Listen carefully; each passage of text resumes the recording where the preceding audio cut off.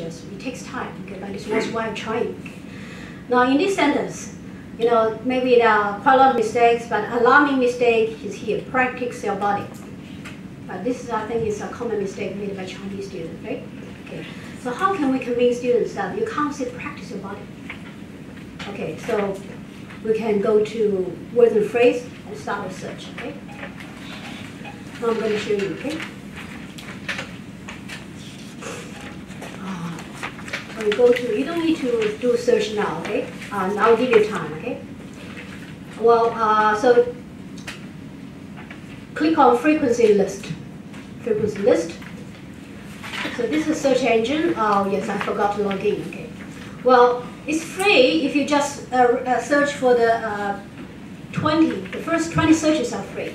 And afterwards, you need to register. But it's very easy. Just take you 1 or 2 minutes. Just input your email address, okay, right?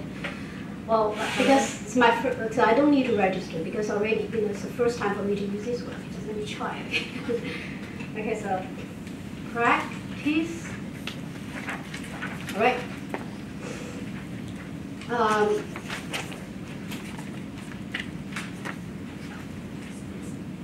So actually, you can see it's ranked.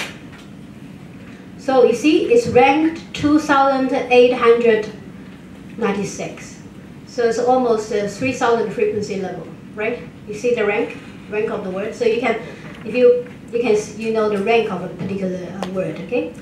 Okay, I'll just show you more, okay? Just if you type, for example, 1, starting from 1, okay?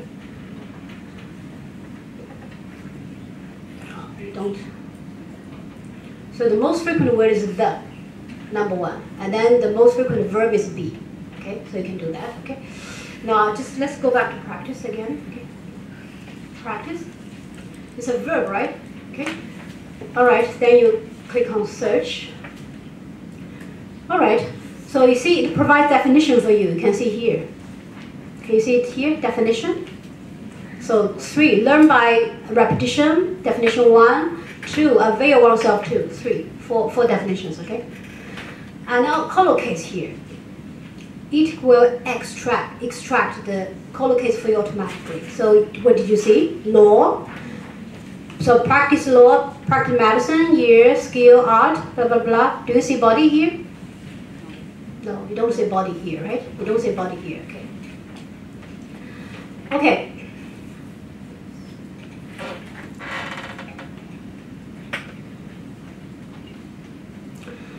So you can. So the advantage of a word phrase is it can extract the collocates for you automatically. Okay, so you can maybe you can try to guide the student a little bit. So when you observe all these nouns, noun collocates for practice, you can see that like all these nouns maybe share some common features. Most of them, they are rather suggest some abstractness rather than concrete noun, right? Okay, you touch law, you can't, right? Right? Okay, art, skill, religion, right? It's something concrete rather than something abstract rather than concrete like body or muscle, right? Okay, medicine is the exception. Practice medicine doesn't mean you produce medicine. It means as a doctor you can prescribe medicine rather than produce medicine. Okay, right? Okay. Well, here you can also see that synonyms. Do you see synonyms? Here, after you search for practice, see synonyms? That means here, to the left, it will suggest some synonyms which are related to practice. Did you see exercise here? Exercise? Yeah. So that's why, so you click on exercise.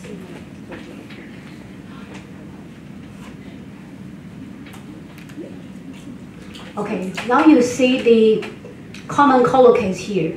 Definition and a common collocates. Did you see body? Muscle and body, you see that? So in other words, we can see practice, exercise muscle, exercise body, but not practice muscle, practice body, okay?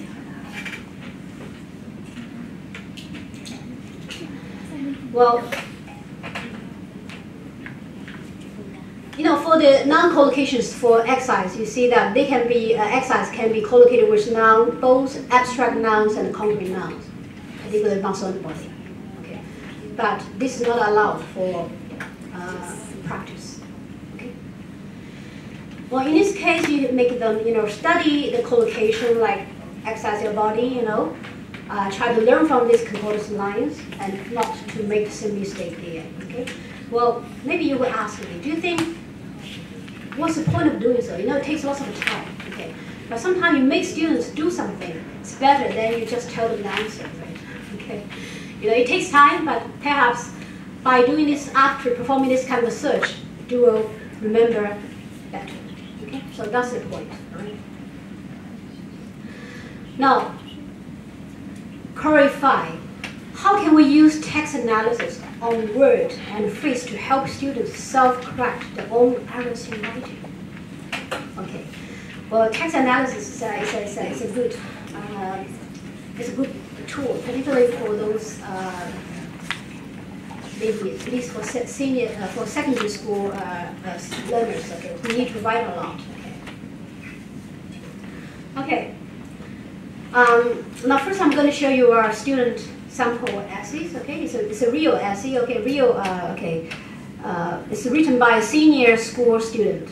Okay, there will be many mistakes here. Okay, again, the salient mistakes here: solve traffic jams. It's typical collocation mistake, right? Solve traffic jams. Okay. Now, how can we convince students that they can't say solve traffic jams? We can make them, you know, do some search in the text analysis function, and then they would know why they can't say solve traffic jams. Okay. So what you do is just copy and paste the whole text. Okay. And then you go to word and phrase. Here.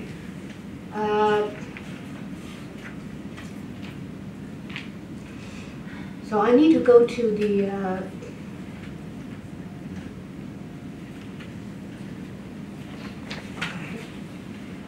okay, in this case I just go back to the word and phrase. Well, so you have to go back to the main page, and then you don't choose frequency list, you choose this one. Input, analyze text, second, okay? Choose this one. All right, then you just copy and paste the whole essay in it, okay? And then you click on, you have to choose on phrase, because by default you will choose word. So don't select word, choose phrase. And then you click on search.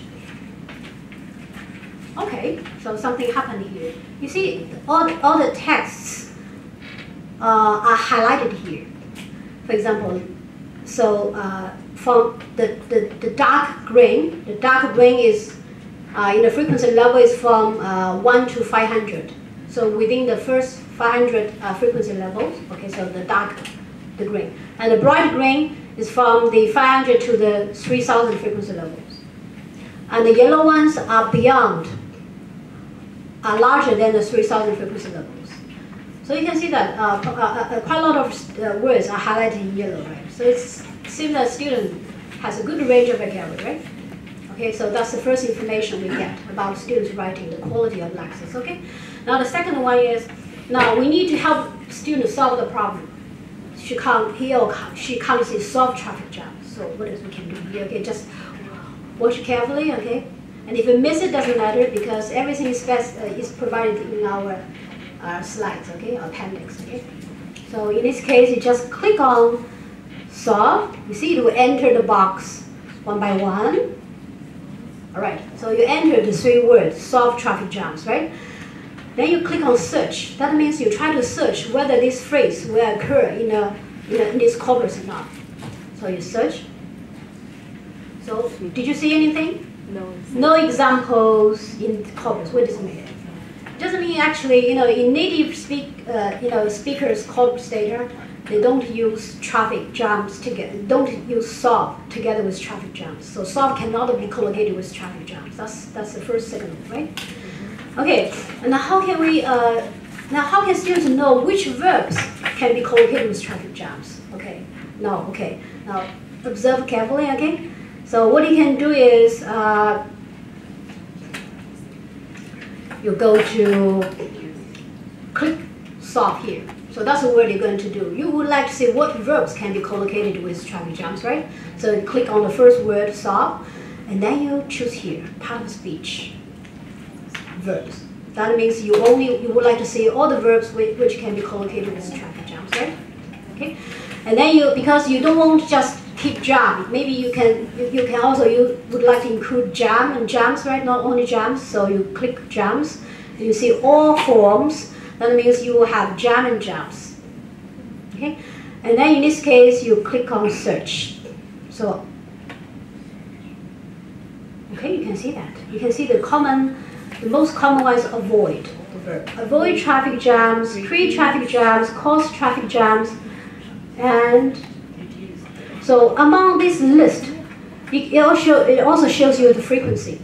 Now, which verb do you think the students would like to intend to look for? Reduce traffic jams. Reduce traffic jams perhaps is the nearest phrase, right? So you click on reduce traffic jams, you will see the concordance lines. Okay, all right. Well, some of you may ask me, how do students know it's a mistake? No, they wouldn't know it's a mistake unless you tell them it's a mistake. So underline, avoid, solve traffic jams, and then ask them to search by themselves. Okay, you just show them a few times. Their students are very smart, smarter than you, and they know how to use this search engine more quickly than you. I'm sure, after I introduce this workshop to my MAT students, I think they discovered many more search functions than me. Okay, all right. Okay, now I give you 1 minute to try to search. Okay, you don't need to type and paste the whole. Just type any short sentence or phrase which contain mistake. Okay, maybe you can just try solve traffic jams and see how it can help you. Okay. And then you can follow the slides. The slides I showed you step by step how you do it. Okay, I'll give you 1 minute. Okay, try to perform this search for yourself. Okay.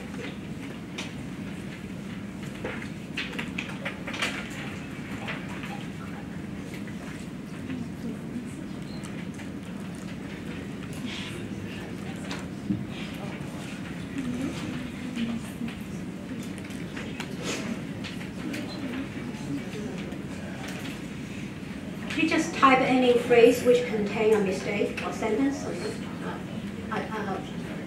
a problem in collocation, particularly, okay?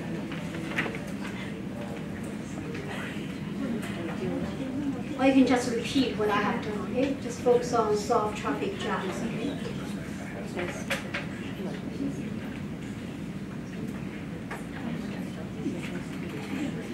If you haven't got a copy of slides, okay, before you leave, you could ask our working people, okay? We'll provide you with a copy of the slides, okay?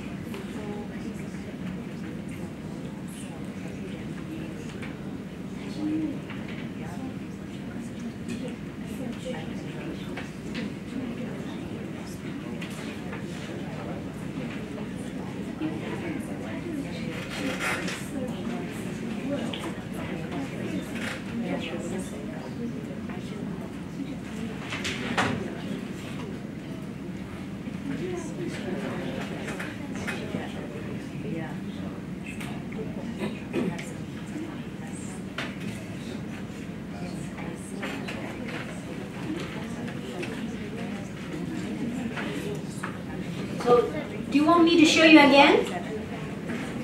So, do you know how to do that? I will show you again? Or you don't need?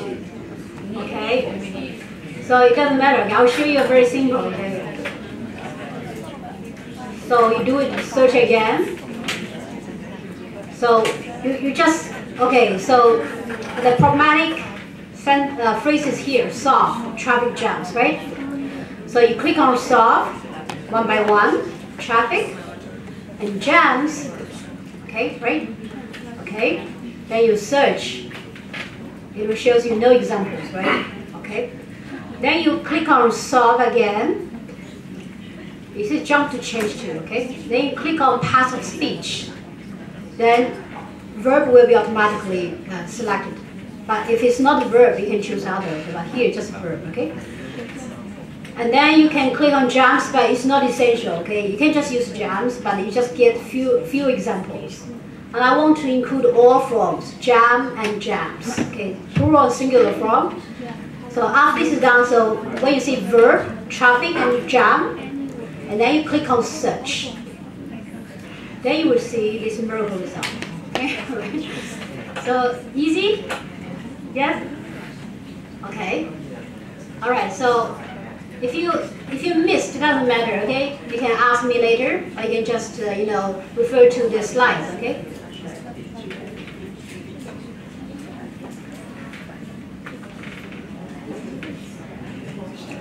Okay. Now, do you have any question? Otherwise, I will come to the a very important part. That's my main focus. Okay.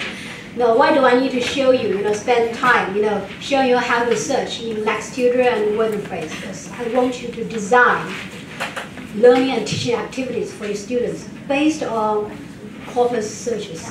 Okay. Right. But again, how can we start with design our, learning or teaching activities?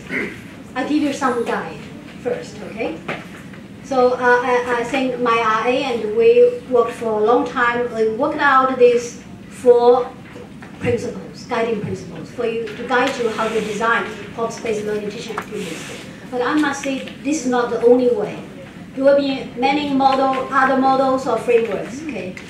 Which I hope that you can discover from me. Okay, share with me again. Now I'll just show you what we have discovered, the 4 procedure framework. Okay. So the first step is we try to test user knowledge. In other words, we try to identify the gap, the knowledge gap. Okay. Okay. Well, if student made a mistake, that means there's knowledge gap, right? So we have to help students, to fill the gap. Okay. So that's the first stage. Okay. Well, how to do so? Very easy, right? So how do you test student knowledge? Ask them to fill in some gap exercise, right? Okay, right? Or give them some sentences which contain mistakes, right? And then ask them to spot mistake, right? This is how we test our students' knowledge. Fine, you can just use this, what you know, okay? Well, after testing, after you know what students' problems are, you can show them how to search, on corpus websites, okay? And try to encourage them to look for language patterns, okay? Okay, and then it will be difficult. So they need teachers' guidance, okay? Particularly towards the 3rd stage, teachers need to encourage students to discover the language patterns inductively. You give them lots of examples, make them summarize. It's not a difficult task, right? It's not an easy task. You have to give them some guidance, okay? And try to summarize language patterns.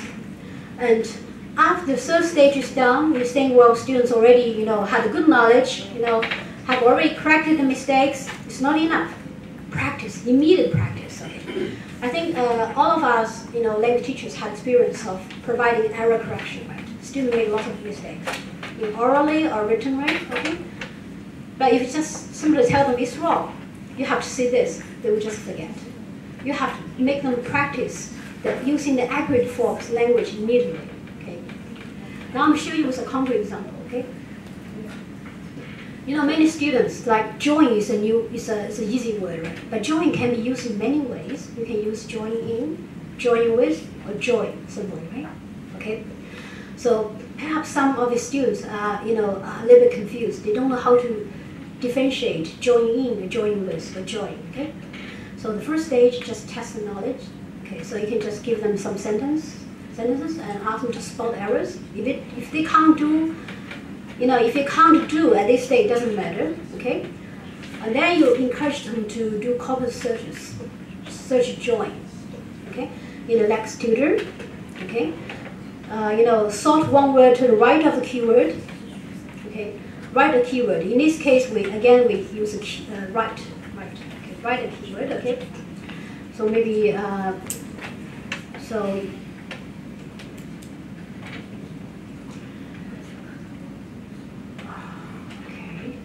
concordance. So we English one. So we have to use, you have to follow the instructions, okay? For example, like start with, right? Well, why start with? Because well, you have to, first you have to search by yourself. Then you can give, good advice to your students which search function they should use, okay? I search with both stars and equals. I think stars is better because you get more examples, okay? So stars. Okay? So try to do some searches yourself before you ask students to do, okay? You have to know better than your students, okay? Before you try to show them how to do things, okay? So in this case, we just join, okay? So we choose the 2 million by default, okay, easy. Sort by one word, right, okay? You can change it to 150 or 30, doesn't matter. If you change 150, that means sentence is longer, okay? But usually, you can just ignore it, okay? So everything, is alphabetically, arranged, okay? But if you choose stars, you will have some, some words which you don't want. For example, like joint, okay, right? You don't want, it doesn't matter. But you still need to use this function. For example, like in joined something, joined organization often, joined something, joined club organization, right? Joined directly, okay? And then you can see other use. Well, we can ignore joined by, okay? This is something we don't want to focus, okay? So you have to search yourself, like join in something, right? Join in maybe activity often. Join in a cooperative movement, join in activity, right? Join in, you can see some use of join in here, okay? Can we find join with? Or you can also, plenty of example, like join somebody. Join me or join him, or join, okay, lots of examples, okay? And you can also have like,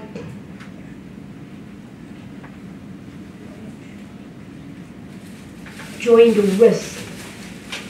Join with, usually join with someone. Join with Sir Roger, join, okay, right? So the thing is, you see, when you do these corpus searches, the results will not be very clear. Then you have to summarize the results by yourself. Maybe just draw students' attention to those typical examples, okay? Sometimes you think your summarizing the patterns might be too challenging for students, so you can summarize the pattern for themselves and then ask them to provide language examples, okay? They will be easier. Let me show you, okay? Well, so actually, teachers, right? Maybe you can summarize the language patterns by yourself, okay? Like join somebody, being involved in activity with other people, join a club, party, blah, blah, means becoming a member, okay? A join in activity or join something and to something, to connect two things together. So there are 5 common usages, okay? So you can summarize this, yourself first. What you can do is you can maybe ask students to find good examples. That's one way to draw the attention, to try to associate the meaning, attached with a use. Is that right? Or do you vice versa? You give them language examples and then ask them to summarize the meaning. Okay. Okay. So you have to, give students guidance. Don't expect them to look for examples themselves. It's very difficult. Okay. Now the last stage, usage. Try to make students practice the accurate use of join in and join with. Okay, you can use some, classic exercise like closed test. Okay, you can also try to make them talk to each other. It's very important. For example, well, students working here or working group, you have to report. For example, the 3 events you have done in the past week by using join, or join with. They take turns to ask questions. Okay, it could be like a task, simple task. Okay, and finally, give them some written task. You can write a short essay describing what your partner has reported. Okay, so that they have to pay attention in the oral practice. Okay? So finally, you still have to go through the what we should do to help students learn, to consolidate. Okay, right. So I have just showed you one model, the 4 principles, but this is not the only one. Okay, framework. Okay, So I hope you can discover more, okay, and share with me.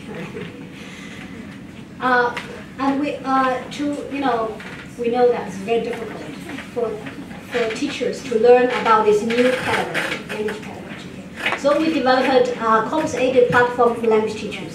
So what information can you find in this website?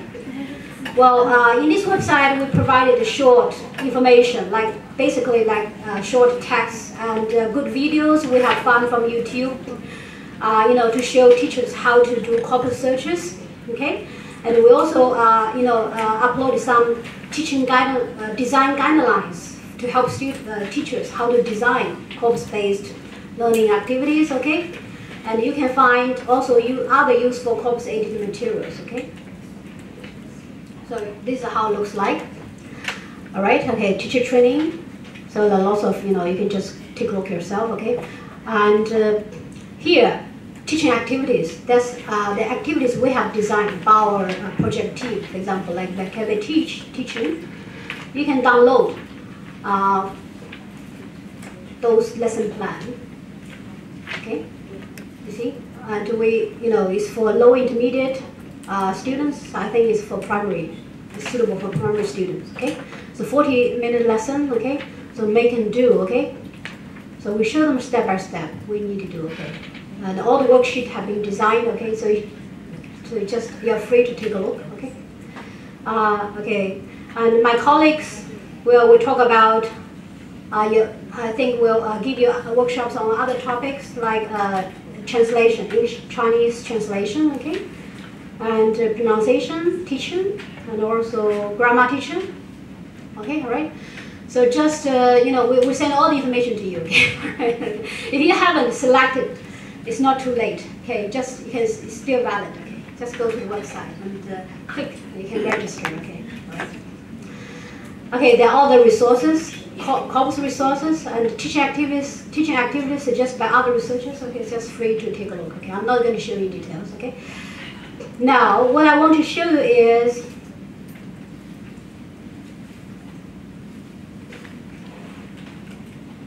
because at the beginning I mentioned that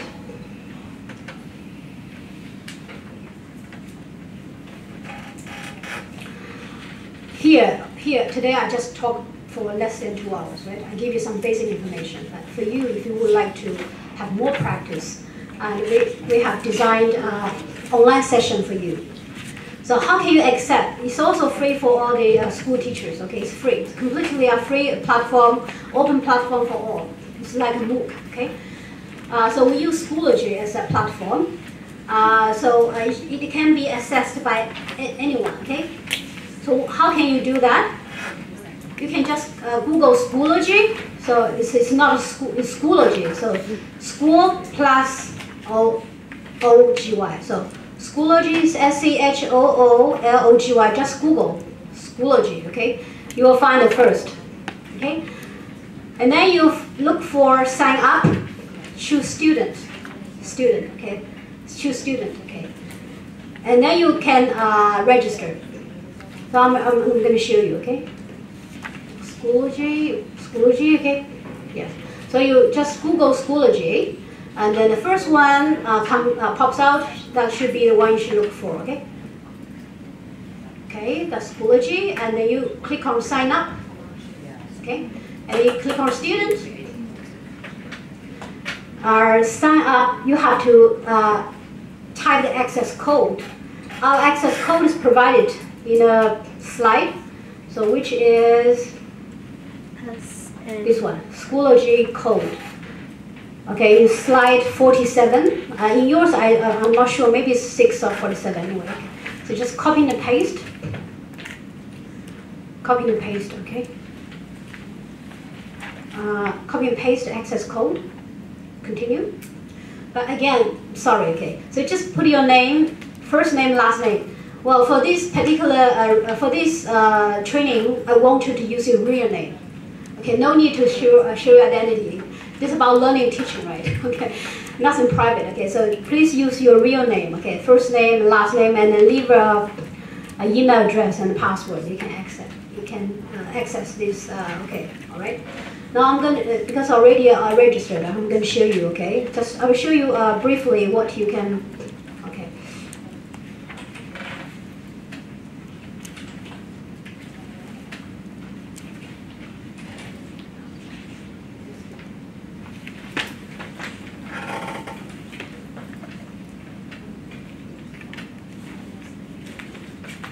Okay. So after you log in, you will see this. Well, it looks a little bit unfamiliar for you, uncomfortable, right? It's because different from Moodle. Okay. Well, after practice for a few times, you'll be familiar with Schoology. It says user-friendly as Moodle. Okay. Click on courses, and there's only one course for you. Corpus-based innovative approach online session. Click on it. Okay. So we don't have many tasks for you. Okay. So we only have like 5 tasks for you. Okay. And the first 3 actually are optional. For example, like I didn't have time to introduce to COCA, but it's very useful. It's more powerful than words and phrase. And you can, if you have registered for words and phrase or COCA, you can use the other part, because the registration procedure is exactly the same, and you can use the same password and email address. Okay. And if you want to know how to use, register for COCA, you can just look for Appendix 4 for the slides. Appendix 4, and we showed you how to register for COCA, and whatever is the same. Okay.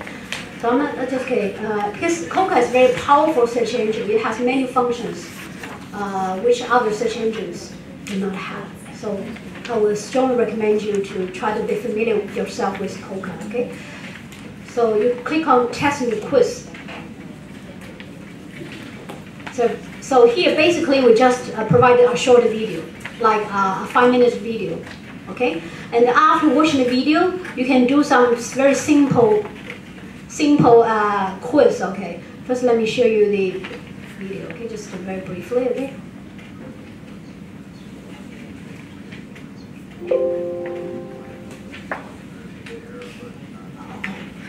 Okay, it doesn't matter, just ignore it, okay? We forgot to check sound equipment, okay? All right, but anyway, but you will have sound from your laptop, okay? Don't worry, okay? So it's a very short video. So after watching this video, actually the video actually basically shows you how to search, perform different searches, okay? For different purposes, it's very useful, okay? And after that, so you just click on Start New Attempt to answer a few questions. Multiple choice questions, A, B, C, D. Very quick, okay? Very easy, okay? And then, okay, I'll show you the second task. Second task is the same, right? Just collocation function of COCA, which is more powerful.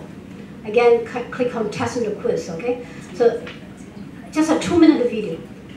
And then after that, you can do some short quiz. Just 3, okay? All right.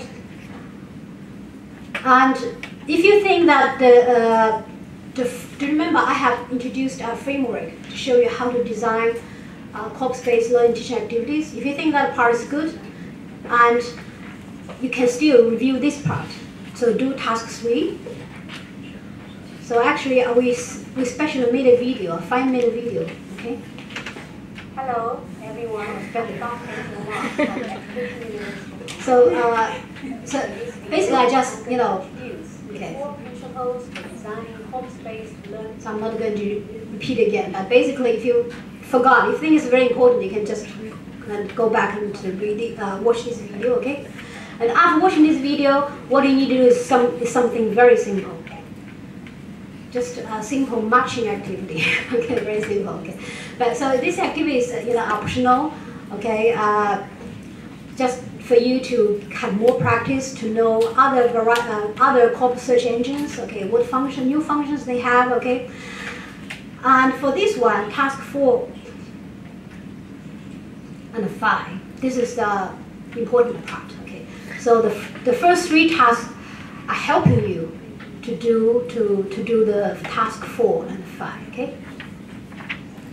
Now for the task 4, now particularly for the student participants, you know that we are organizing a competition, right? Okay, so we hope that you can find something useful from our workshop and from our online session, and use your knowledge to design a corpus-based lesson.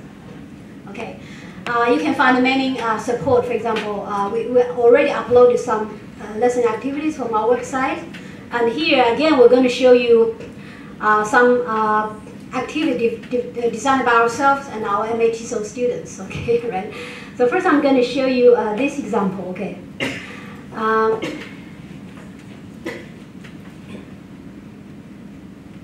In this example, we try to show students how to differentiate the use of ED and ING adjectives, because they often make mistakes, okay? And we worked out, okay, just let me try to enlarge it. So basically the design follows the 4 design principles, okay? So first is a closed test, so it's testing knowledge. So what's the purpose of doing that? For example, amazing or amazed, which adjective they should use? You know, so we just focus on these 2 particular, you know, this pair, okay? Now they can use either amazing or amazed. Okay. Well, the purpose of this activity is to raise consciousness raising, because actually I added footnotes. You can read yourself. Okay. To draw student attention to language form, amazing or amazed. Maybe, you know, students are often, you know, I'm interested or interesting, right? They often make this kind of mistake, right? So it's a good opportunity for them to try to draw the attention to the chromatic use of this pair. Okay. And the second one, what should they do? Pair work, discovery activity, pair work. So that means they can search. Or if they don't have a computer on the in the classroom, it doesn't matter. You can print some, you know, the screen. You can print some screen sheets from the from the searches from the website, right? So students start to explore and discover the language use patterns themselves. Okay, they can do it like a pair work. Okay, discovery. Okay. Okay, that means they kind of have some initial discovery, observing, and then see whether they can get some clue to answer, to get the correct answer for this activity. Okay. So we have to give them step-by-step guide. Okay. And the next activity is a small group work, discovery activity. Group work for interaction and making the task easier. So answering question A and D, so A to D. So we have a set of small questions for student to answer. Okay. For example, A, please circle the subjects before the word amazed in the sentence. The first example has been done for you. You know, what you need students to do is something very simple. Simply ask them to circle the subject of a sentence.